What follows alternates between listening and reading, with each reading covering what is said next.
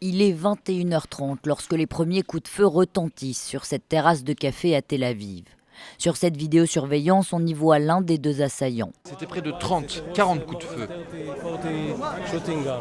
Pendant plusieurs minutes, deux Palestiniens ouvrent le feu dans cet établissement situé dans un quartier populaire, mais aussi en face du quartier général de l'armée israélienne.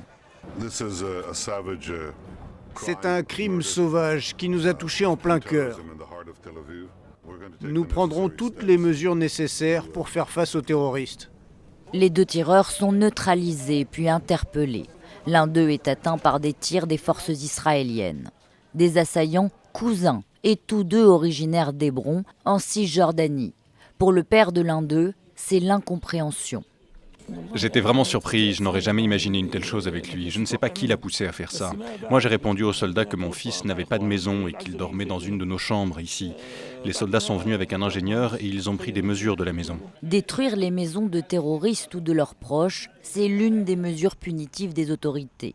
Première conséquence de cette attaque, les permis d'entrée pour le ramadan de 83 000 Palestiniens résidant en Cisjordanie sont suspendus, tout comme les demandes de permis venant de la bande de Gaza.